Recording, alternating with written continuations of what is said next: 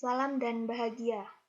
Kami dari kelompok 7 ingin mempresentasikan tentang fungsi humas dalam komunikasi bisnis yang beranggotakan Amalia Nur Syahadati, NIM 2018008104, Agnesta, NIM 2018008109, Dana Reviani Nur Azizah, NIM 2018008111, adalah Ayu Mulyatama Dewi, NIM 2018008112.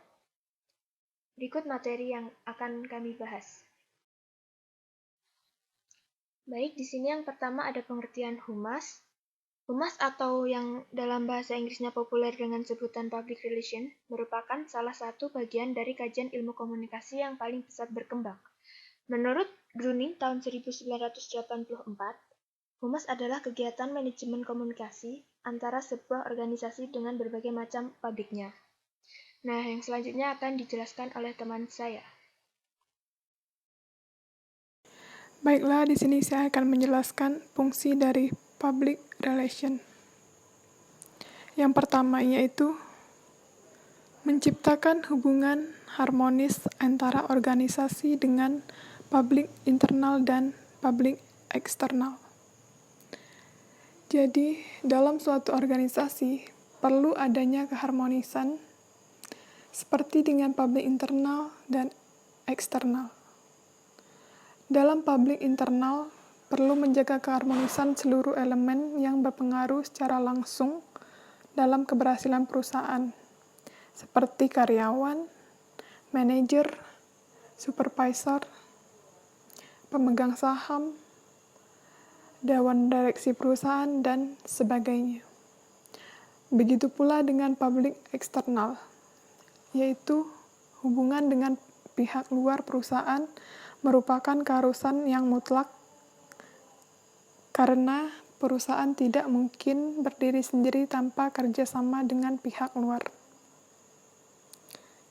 Yang kedua yaitu menunjang kegiatan manajemen dalam mencapai tujuan organisasi. Jadi, melalui manajemen yang baik akan meningkatkan kualitas organisasi dan lingkungan kerja yang positif. Yang ketiga yaitu menciptakan komunikasi dua arah dengan menyebarkan informasi dari organisasi kepada publiknya dan menyalurkan opini publik kepada organisasi. Jadi maksudnya dari menciptakan komunikasi dua arah itu suatu proses komunikasi yang mengandung adanya hubungan timbal balik atau respon yang diberikan pada saat pesan disampaikan. Komunikasi dua arah memang mengandung dua hal penting, yaitu berbicara dan mendengar. Yang keempat yaitu melayani publik dan menasihati pemimpin organisasi demi kepentingan umum. Yang terakhir yaitu operasional dan organisasi public relation adalah bagaimana membina hubungan harmonis antara organisasi dengan publiknya untuk mencegah terjadinya rintangan psikologis, baik yang ditimbulkan dari pihak organisasi maupun pihak publiknya. Tujuan humas. Tujuan humas adalah pencapaian citra yang diharapkan dan pemeliharaan citra positif yang sudah berjalan. Menurut Anggoro, secara umum ada 14 tujuan humas, yakni sebagai berikut. 1. Untuk menambah citra umum di mata khalayak sehubungan dengan adanya kegiatan-kegiatan baru yang dilakukan perusahaan guna menyesuaikan diri atas adanya kegiatan-kegiatan yang baru tersebut, maka dengan sendirinya perusahaan yang bersangkutan harus berusaha mengubah citranya supaya kegiatan bisnis dari produk barunya itu diketahui dan mendapatkan sambutan positif dari khalayak. 2. Untuk menyebarluaskan cerita sukses yang telah dicapai oleh perusahaan kepada masyarakat dalam rangka mendapatkan pengakuan. Jadi, menjalin komunikasi yang baik dengan individu atau kelompok masyarakat akan menambah citra yang baik bagi perusahaan. Dengan begitu juga akan mudah dalam menyebarluaskan kepada masyarakat tentang bagaimana perusahaan. 3. Untuk meningkatkan bobot kualitas pegawai. 4. Untuk memperbaiki hubungan antara perusahaan itu dengan halayaknya sehubungan dengan terjadinya suatu peristiwa yang mengakibatkan kecaman, kesangsian, atau salah paham di kalangan halayak atau masyarakat terhadap niat baik perusahaan. 5. Untuk mendidik para pengguna atau konsumen agar mereka lebih efektif dan mengerti dalam memanfaatkan produk-produk perusahaan. Jadi pengenalan produk kepada masyarakat atau konsumen agar mereka tahu manfaat, kegunaan atau fungsi serta bagaimana memanfaatkan atau menggunakan produk tersebut. Karena sebuah produk dibuat dengan tujuan agar dapat berguna bagi konsumennya atau sebagai pemenuh kebutuhan konsumennya. 6. Untuk mendukung keterlibatan perusahaan sebagai sponsor dari penyelenggaraan suatu acara. 7. Untuk memperkenalkan perusahaan kepada masyarakat luas serta membuka pasar-pasar ekspor baru. Ya, jadi sebagai promosi perusahaan kepada masyarakat agar perusahaan dapat dikenal masyarakat luas. 8. Untuk mempersiapkan penerbitan saham tambahan atau karena adanya perusahaan yang go public. 9. Untuk meyakinkan khalayak bahwa perusahaan mampu bertahan atau bangkit setelah krisis. 10. Untuk meningkatkan kemampuan dan ketahanan perusahaan dalam rangka menghadapi resiko pengambil alihan oleh pihak-pihak lain di bursa saham. 11. Untuk menciptakan identitas perusahaan atau citra lembaga yang baru, tentunya lebih baik daripada sebelumnya atau yang lebih sesuai dengan kenyataan yang ada. 12. Untuk menyebarluaskan informasi mengenai aktivitas dan partisipasi para pimpinan perusahaan organisasi dalam kehidupan sosial sehari-hari. 13. Untuk memastikan para politisi benar-benar memahami kegiatan-kegiatan atau produk perusahaan yang positif agar perusahaan yang bersangkutan terhindar dari aneka peraturan undang-undang dan kebijakan pemerintah yang dapat merugikan. 14. Untuk menyebarluaskan kegiatan-kegiatan riset yang telah dilakukan perusahaan agar masyarakat luas mengetahui betapa perusahaan itu mengutamakan kualitas dalam berbagai hal. Selanjutnya, tujuan public relation menurut Dimok Marshall terbagi menjadi dua, yaitu secara positif dan defensif.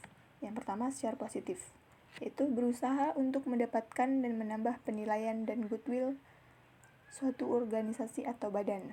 Jadi tujuannya adalah menjalin hubungan yang baik dengan individu maupun kelompok masyarakat melalui interaksi, dialog dengan semua golongan. Jika hubungan pihak perusahaan dengan masyarakat itu baik, maka perusahaan pun akan dikenal baik oleh halayak umum atau masyarakat. Organisasi atau kelompok itu akan membantu perusahaan dalam mencapai kesuksesan. Yang kedua, secara defensif, berusaha untuk membela diri terhadap pendapat masyarakat yang bernada negatif bila mana diserang atau serangan itu kurang wajar. Padahal organisasi atau badan kita tidak salah. Dalam hal ini berarti bisa terjadi akibat kesalahpahaman. Ya, dengan demikian tindakan ini adalah salah satu aspek penjagaan atau pertahanan.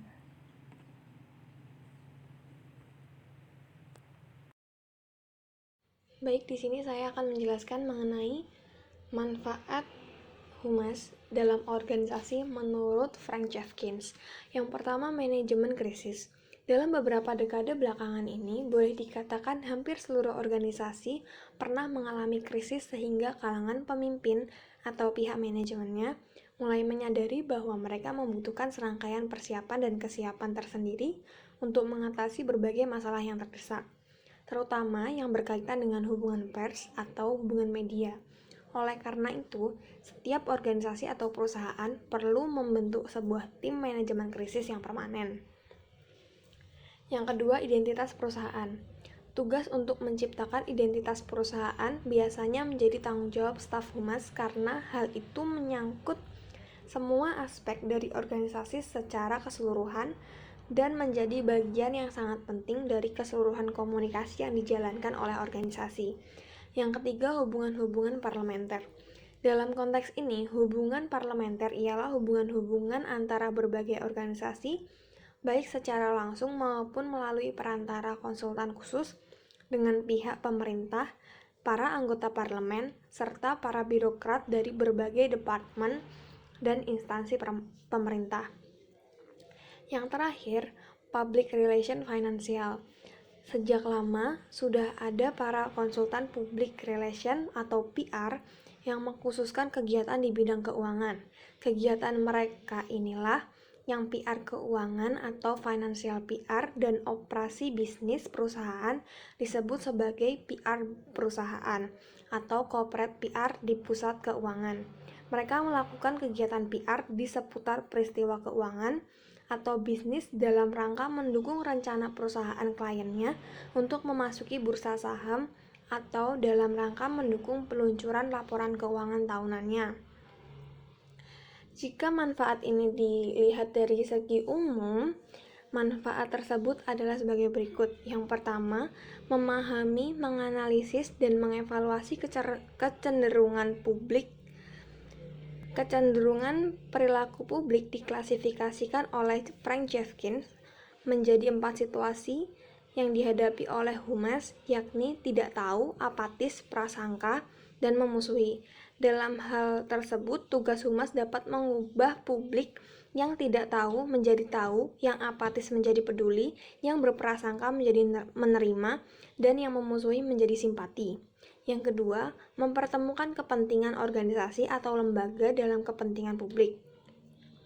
Kepentingan organisasi atau lembaga dapat jauh berbeda dengan kepentingan publik dan sebaliknya. Dalam kondisi yang manapun, tugas humas adalah mempertemukan kepentingan ini menjadi saling dimengerti, dipahami, dihormati, dan dilaksanakan.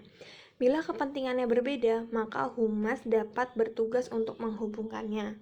Yang ketiga, mengevaluasi program humas organisasi atau lembaga khususnya yang berkaitan dengan publik. Humas di sini bertugas untuk senantiasa memonitor semua program humas karena tugas tersebut dapat berarti humas memiliki wewenang untuk memberi nasihat apakah suatu program humas sebaiknya diteruskan atau dihentikan. Sekian manfaat dari humas. Sekian pembahasan mengenai fungsi humas dalam komunikasi bisnis. Terima kasih.